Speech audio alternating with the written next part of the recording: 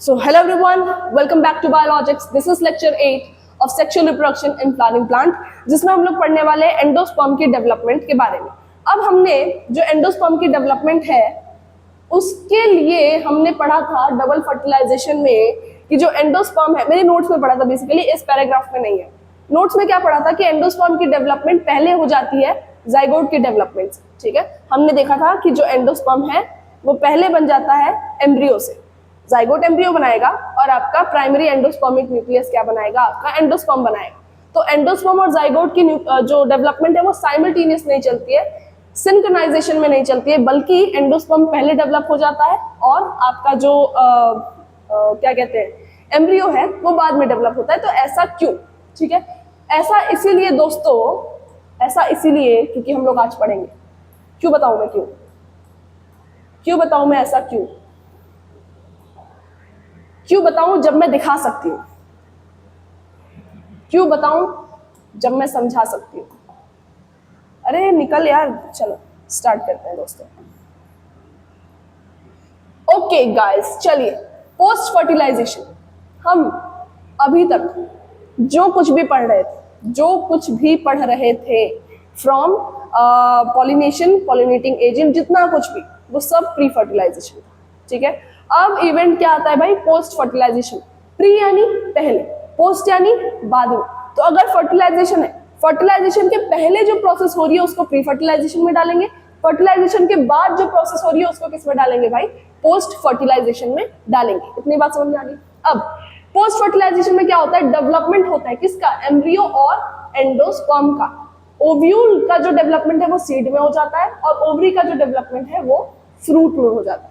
इतनी बात समझ में आ रही है। अब देखिए यहाँ पे जो है हम लोग एक मैं और चार्ट आपका ऐड करने वाली हूँ इस स्लाइड में, जो मैं आपको नेक्स्ट या फिर हो सकता है कि मैं ये चीज आपको चैप्टर के आखिरी में बताऊं, क्योंकि जब हम लोग चैप्टर पढ़ेंगे तो वो चीजें आपको याद होगी, तो मैं जो भी कुछ बताऊंगी वो सब आपको समझ में आ रहा हो।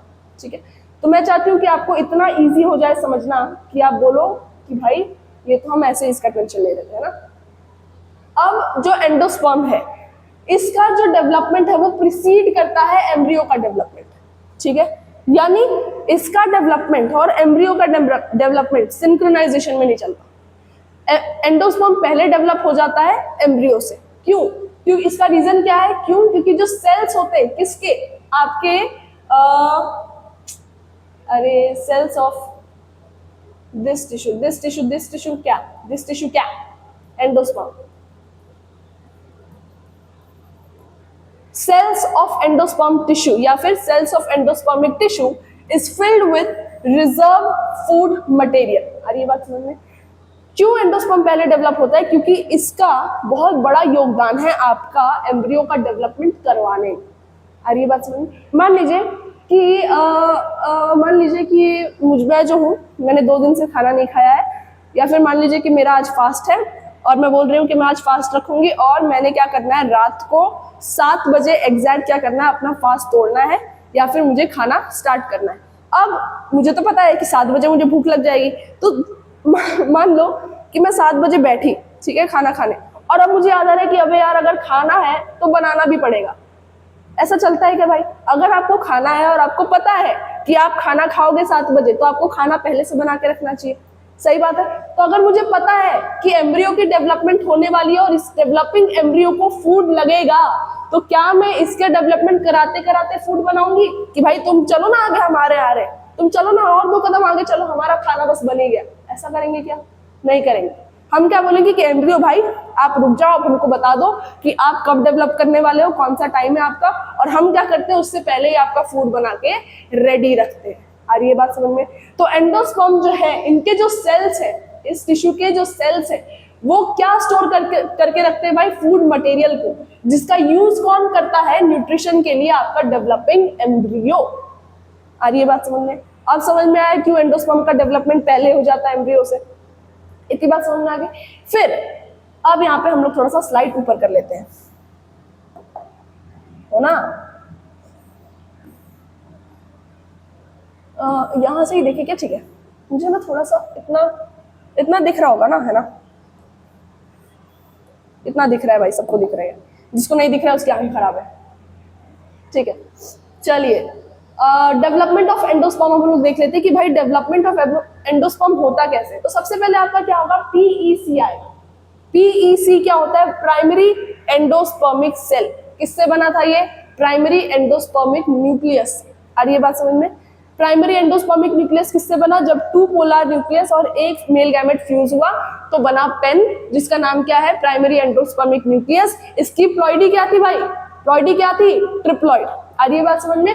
उसके बाद इन्होंने डेवलप किया, क्या बना दिया, पीईसी यानी प्राइमरी एंडोस्पर्मिक सेल।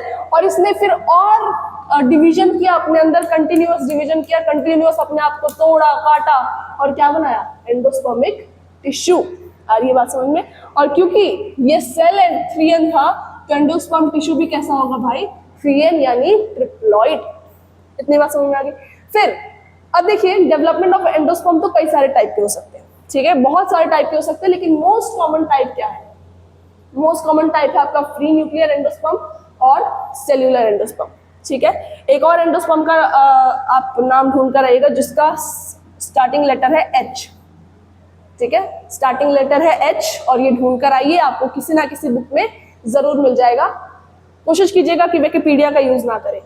चलिए, फ्री न्यूक्लियर एंडोस्पर्म क्या बोलता है कि पेन जो है वो अंडरगो होता है किसमें, सक्सेसिव न्यूक्लियर डिवीजन में without immediate formation of cell wall. आगे बात समझ में, ध्यान से सुनो, नहीं भी समझ में आ गया और अगर समझ में आ भी गया है तो मेरी बात सुनिए। ठीक है, देखिए ये आपका एक ट्रिप्लॉइड सेल था, किसका, एंडोस्पर्म का, पहला पीईसी था मान लीजिए। ठीक है, अगर मान लो ये नॉर्मल डिवीजन करता तो ये एक बार डिवाइड होने के बाद 2 सेल बनाता, सही बात है। लेकिन ये बोला कि नहीं, हम तो थोड़े एक्स्ट्रा लोग हैं, हम क्या करेंगे कि एक सेल लगाएंगे, उस पे एक न्यूक्लियस बैठा हुआ रहेगा बाय डिफॉल्ट, इसको हम लोग डिवीजन में डालेंगे और इससे हम लोग एक ही सेल बनाएंगे। तो बोले फिर डिवीजन का क्या काम, बोले डिवीजन का काम यह है कि इस एक सेल को बनाने के बाद हम इसमें 2 न्यूक्लियस डाल देंगे। आ रही है बात समझ में, आ रही है बात समझ में दोस्तों। मतलब बोला गया है कि फ्री न्यूक्लियर एंडोस्पर्म में आपका पेन डिवीजन करता है, कौन सा, न्यूक्लियर डिवीजन। कौन सा भाई, न्यूक्लियर डिवीजन, जो कि किससे वर्ड रिलेटेड है, न्यूक्लियस से। यानी डिवीजन सिर्फ किसका होता है, न्यूक्लियस का। ठीक है, और इसमें आपका सेल वॉल का फॉर्मेशन नहीं होता है। तो ये आपका कौन सा टाइप ऑफ एंडोस्पर्म है, फ्री न्यूक्लियर एंडोस्पर्म। आ गई ये बात समझ में। ठीक है, सेल्यूलर एंडोस्पर्म क्या है कि eventually cell wall formation occurs making the tissue cellular. अब मान लीजिए कि ये बड़ा शाड़ा बन रहा था, ठीक है, हमने इसको बोला कि भाई आप डिवीजन करो और आप 2 सेल बनाओ। इसने बोला कि नहीं, हम तो ऐसा नहीं करेंगे, हम क्या करेंगे, डिवीजन करेंगे लेकिन सेल एक ही रहेगा, न्यूक्लियस बहुत सारे रहेंगे। हमने बोला कि अच्छा ऐसे कैसे, हम तुमको क्या बना देंगे, सेल्यूलर एंडोस्पर्म बना देंगे, यानी इनके बीच में क्या आ जाती है, एक वॉल। ठीक है, तो जब आपके 2 एंडोस्पर्मिक न्यूक्लियस के बीच में एक वॉल आ जाए तो वो कौन सा टाइप ऑफ एंडोस्पर्म है, सेल्यूलर एंडोस्पर्म है। इसका बहुत अच्छा एग्जांपल है, एक ही आपके स्पीशीज में देखने मिलता है, हम बताएंगे। अच्छा, degree of cellularization varies between different species. ठीक है, यानी कि अगर एक स्पीशीज है जिसमें सेल्यूलर एंडोस्पर्मिक डेवलपमेंट हो रहा है तो कितना सेल्यूलराइजेशन होगा ये डिपेंड करता है स्पीशीज बाय स्पीशीज। ठीक है, अगर एक स्पीशीज है वो चाहती है कि मेरे अंदर ज्यादा सेल्यूलराइजेशन हो जाए तो उसके अंदर सेल्यूलर टाइप ऑफ एंडोस्पर्म ज्यादा देखने मिलेंगे। अगर एक स्पीशीज जो बोलती है कि नहीं थोड़ा कम भी चलता है तो उसके अंदर थोड़ा कम डाल देंगे। अरे ये बात समझ में। इन दोनों का एक कॉमन एग्जाम्पल है, क्या हो गया, ये हुआ क्या ये, अरे भाई खराब कर देंगे तो बहुत घाटा हो जाएगा और इतना तो मैं पे भी नहीं कर पाऊंगी। हट हट हट। देखो, जब किसी इंसान का ना आप लॉस करा देते हो तो डजंट मैटर कि वो इंसान आपको कितना रिस्पेक्ट करता है या आपको कितना मानता है, वो आपसे घृणा करने लग जाएगा अगर आपने पे बैक नहीं किया तो। ठीक है, तो अगर ये टूटा तो गई मैं। चलिए, इसका एक लौता एग्जांपल है दोनों में, कोकोनट। क्या लौता एग्जांपल है भाई, कोकोनट। अब देखिए यहाँ पे अब मैं किसका यूज नहीं करूंगी, गूगल का यूज नहीं करूंगी। क्यों, क्योंकि इसमें अभी मैंने हॉटस्पॉट कनेक्ट नहीं किया है, वरना मैं गूगल का यूज कर लेती। मान लीजिए कि कोकोनट है, कोकोनट ऐसा होता है ना, ऐसा होता है। तो मैं इसको यहाँ से काट के दिखा रही हूँ, मतलब बीच से काट के आपको दिखा रही हूँ। तो यहाँ पे आपको क्या दिखेगा, कुछ तो दिखेगा, बोले कुछ तो है जो दिखेगा। इसको यहाँ छोड़ते हैं क्या, इसको थोड़ा छोटा करते हैं पहले, इसको थोड़ा छोटा करो और इसको थोड़ा साइड में करो, है ना। अब हम लोग बनाएंगे क्या भाई, इसको लेते हैं, क्योंकि कोकोनट हमारा जनरली ब्राउन कलर का हम लोग खरीदते हैं। बहुत अच्छी डायग्राम बनाने की कोशिश कर रही हूँ, अगर नहीं बना तो मेरी गलती नहीं है।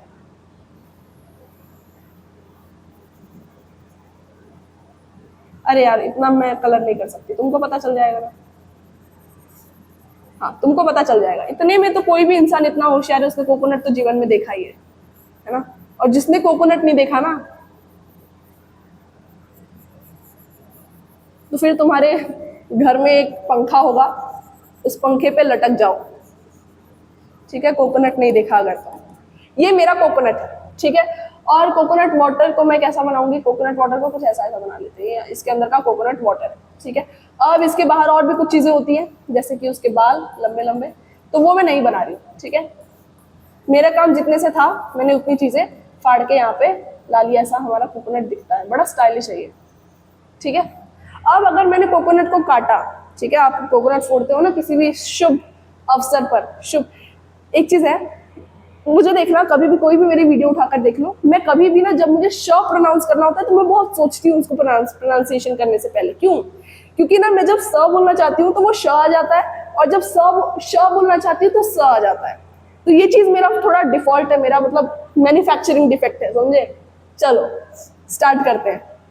इस चीज पे मुझे बहुत बुरा लगता है, लोग हंसते हैं इस चीज पे मुझे देख के, और कई बार मुझे भी लगता है कि कहीं मैं तोती ना हो जाऊं ऐसे करते करते। हटाओ, बैक टू द टॉपिक। हम क्या बोल रहे थे दोस्तों, कि ये जो व्हाइट वाला पार्ट है, ये जो व्हाइट वाला पार्ट है, इसमें होता है सेल्यूलर एंडोस्पर्म। लेकिन ये जो अंदर जो इसको आप बोलते हो ना कोकोनट वाटर पी रहे हैं हम लोग, है ना, तो ये होता है आपका फ्री न्यूक्लियर एंडोस्पर्म, ठीक है। कोकोनट वाटर एग्जांपल है किसका, फ्री न्यूक्लियर एंडोस्पर्म का। और आपका जो व्हाइट कर्नल है वो किसका एग्जांपल है भाई, आपका सेल्यूलर एंडोस्पर्म का। तो आगे से अगर आपको कोई बोले कि हम तो कोकोनट वाटर पी रहे हैं, तो उसको बोलना कि तुम गधे हो अगर तुम कोकोनट वाटर पी रहे हो, क्योंकि ऐसी कोई चीज नहीं होती। क्या होता है, फ्री न्यूक्लियर एंडोस्पर्म होता है आपका, किसका, कोकोनट का, ठीक है। यानी जो भी आप पी रहे हो वो सिर्फ और सिर्फ क्या है, न्यूक्लियस। उसके बाहर जो आप व्हाइट व्हाइट चीजें देखते हो वो भी पहले फ्री न्यूक्लियर एंडोस्पर्म ही था, लेकिन उसमें क्या हो गया है, अब सेल वॉल्स आ चुके हैं, जिसकी वजह से वो एक सेपरेट सेल बन चुका है। और ये बात समझ में, तो उसको हमने किस में डाल दिया, सेल्यूलर एंडोस्पर्म में। इसके और भी एग्जांपल्स हो सकते हैं, आप ढूंढ के ला लेना, या फिर मैं ही बता दूंगी।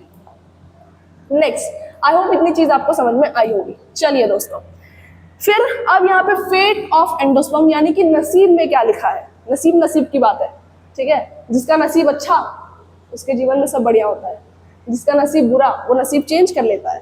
जैसे कि आप लोग, बहुत बुरा जोक मारती, मतलब मेरे से जोक ही नहीं होता है। मेरे को बहुत लोग बोलते हैं कि आप ना अपनी वीडियोस में थोड़ा जोक मारा करो, थोड़ा सा एंगेजिंग बनाया करो। कैसे मैं मारूंगी जोक तो लोग छोड़ के चले जाएंगे मेरी वीडियोस, लोग स्किप, ये बेकार जोक मार रही है, स्किप, ऐसे हो जाएगा। जितने फॉलोअर्स है सारे के सारे हट जाएंगे अगर मैंने जहां जोक मारना चालू कर दिया तो।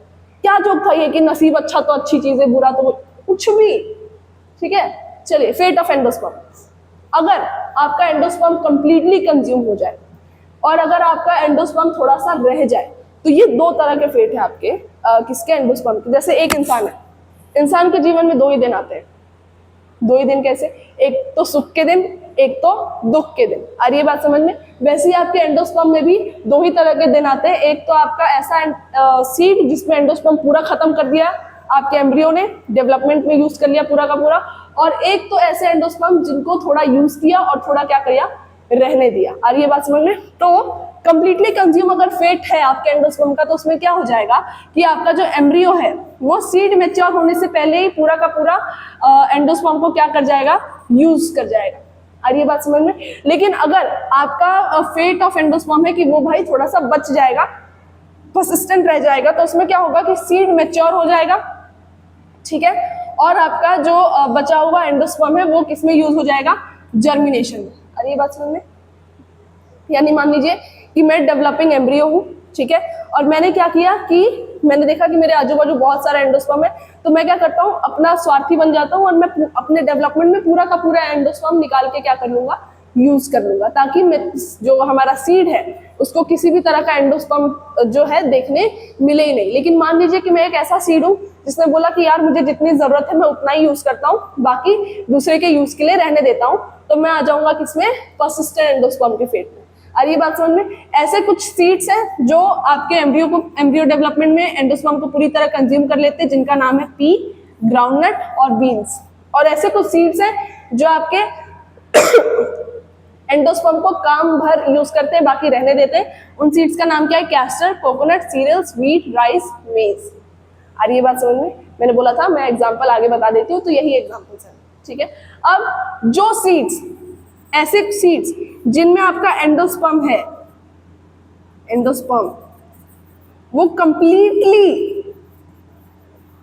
कंज्यूम हो जाए, तो इन सीड्स को हम लोग बोलेंगे नॉन एंडोस्पर्मिक या फिर एक्स एल्ब्यूमिनस, ठीक है। नॉन एंडोस्पर्मिक यानी या फिर एक्स एल्ब्यूमिनस, ठीक है। अगर आपके कुछ ऐसे सीड्स हैं जिनमें एंडोस्पर्म जो है थोड़ा सा परसिस्टेंट हो जाए, यानी थोड़ा रह जाए, जिसका यूज आगे सीड करे अपने जर्मिनेशन के लिए, तो ऐसे सीड्स को हम लोग बोलते हैं एंडोस्पर्मिक या फिर एल्ब्यूमिनस। आ रही है बात समझ में? इतनी बात समझ में? इसमें ऐसा कुछ नहीं है जो कि समझ में ना आए। अगेन, इसमें ऐसा कुछ भी नहीं है जो समझ के बाहर चला जाए, ठीक है। कोई रॉकेट साइंस नहीं, कुछ नहीं। चलिए अभी थोड़ा सिलेक्ट करो यार इधर। ओके, पोस्ट फर्टिलाइजेशन में क्या होता है, following double fertilization events of endosperm and embryo development, maturation of ovule into seeds and ovule into fruits are collectively called post fertilization. और ये बात समझ में, वही चीज हमने लिखी थी। एंडोस्पर्म क्या है, endosperm development precedes embryo development. क्यों, ये तो आपको पता चल गया है, अब तो इसको हम लोग स्किप करेंगे। ये थोड़ा ऐसे इधर नहीं आ सकता है क्या, नहीं आ सकता, छोड़ो। दिख रहा है क्या, अरे यार no way, O God.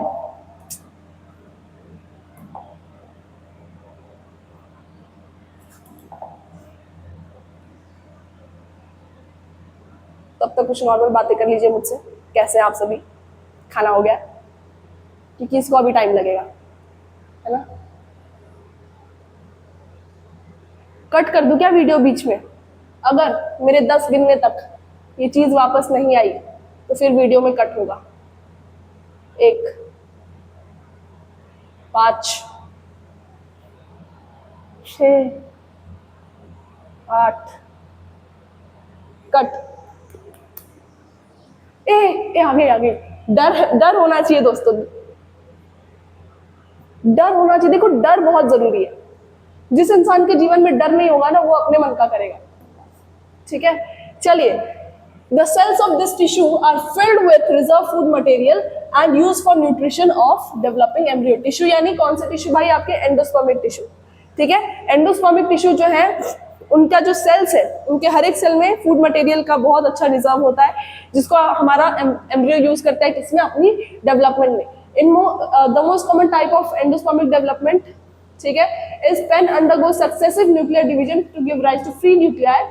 This stage of endospermic development is called free nuclear development. वही चीज हमने पीछे पढ़ी कि सिर्फ न्यूक्लियर डिवीजन होगा, साइटोप्लाज्मिक डिवीजन नहीं होगा। ऐसे एंडोस्पर्म को हम लोग बोलेंगे फ्री न्यूक्लियर एंडोस्पर्म, ठीक है।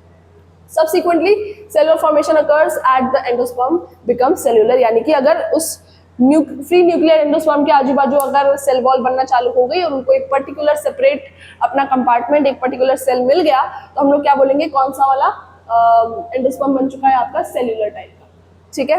अब आप सुनिए क्या बोल रहा है कि the number of free nuclei formed before cellularization varies greatly, यानी कि कितने न्यूक्लियाई होंगे आपके सेलुलराइजेशन से पहले, इसका आप एक पर्टिकुलर नंबर डिसाइड नहीं कर सकते। ये बहुत वाइड रेंज है इसकी, ठीक है।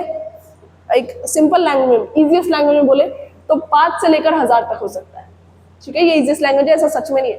तो मान के चलेंगे कि नहीं, बायोलॉजिक्स की एक टीचर थी, उसने बताया था 5 से लेकर 1000 ही हो सकते, उसके ऊपर या उसके नीचे नहीं हो सकते, ऐसा कुछ नहीं है, ठीक है। मैंने सिर्फ ऐसा बताया है, ठीक है। The coconut water from tender coconut that you are familiar with is nothing but free nuclear endosperm, यानी अगर आपने बोला आज के बाद, स्पेशली मुझसे, कि हम ना कोकोनट वाटर पी कर आए हैं, तो मैं क्या ही बोल सकती हूँ। अब जिसको जो नहीं मानेगा कि भाई फ्री न्यूक्लियर एंडोस्पर्म है, तो उसको क्या ही बोलेंगे। ठीक है, बोलो भाई कोकोनट वाटर बोलो। द सराउंडिंग व्हाइट कर्नल जो है वो क्या है, सेल्यूलर एंडोस्पर्म है, यानी कि जो आप बोलते हो ना व्हाइट पार्ट, जिसको खाते भी हैं, जिसको प्रसाद में भी देते हैं, वो क्या है आपका सेल्यूलर एंडोस्पर्म है, जिसको हम लोग साइंटिफिक लैंग्वेज में कोकोनट कर्नल भी बोलते हैं। ठीक है, उसके बाद क्या बोल रहा है,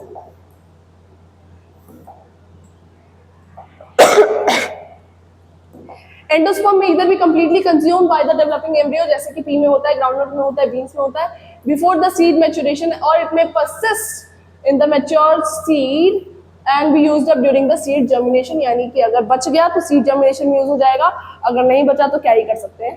अच्छा, बच गया तो उसका एग्जाम्पल क्या है भाई, यहाँ पे व्हीट राइस मेज जो आपका एग्जाम्पल दिया गया है वो। इसके बाद हम लोग एम्ब्रियो डेवलपमेंट पढ़ने वाले हैं। ठीक है, एम्ब्रियो डेवलपमेंट जो है ये भी इजी है। ठीक है, अभी तक जो पढ़ा था सब इजी है, हार्ड कुछ नहीं है दोस्तों। अगर एक इंसान समझना चाहे तो उसके लिए हार्ड कुछ नहीं है, नहीं समझना चाहे तो फिर क्या ही कर सकते हैं। खैर, आज के लिए इतना ही, आपको छोड़ देती हूँ, आराम से जाइए, मस्ती कीजिए, सोइए, खाइए, पीजिए, और जो भी अगर पेपर वगैरह आ रहा है तो आप उसके लिए रेडी रहिए। अगेन जो मैंने स्टार्टिंग में लाइन रिपीट की थी, मैं फिर से बोलती हूँ कि मेहनत करता हुआ इंसान किसी को पसंद ना आया है ना आएगा, रिजल्ट लीजिए, रिजल्ट सबको पसंद आता है। ठीक है, कब, अच्छा देखिए एक और चीज़ है कि सोसाइटी क्या आपके बारे में सोचती है, या फिर कुछ गिने चुने लोग आपके बारे में क्या सोचते हैं, इस चीज़ से आप बिल्कुल भी बॉदर मत कीजिएगा, क्योंकि सोसाइटी जो है उनका जो बेस है वो एक मटके की तरह है जो कि स्टिल नहीं रह सकता। ठीक है, जो कि ऐसा कर्व्ड है, तो वो इस साइड डोलते रहेंगे या इस साइड डोलते रहेंगे। किसी फेस पे आपको बोलेंगे कि तुमसे बेकार, तुमसे मनहूस इंसान हमने देखा नहीं, किसी फेस पे बोलेंगे कि अरे तुम तो इतने बढ़िया, हम तो जानते थे, है ना। तो सोसाइटी क्या सोचती है, नहीं सोचना है, आपके बारे में आप जानते हो, आपसे बेहतर कोई नहीं जानता है। एंड ये सीरीज आगे भी चलती रहेगी। Thank you so much for being with me. See you in the next lecture, which is lecture 9 of sexual reproduction and flowering plants.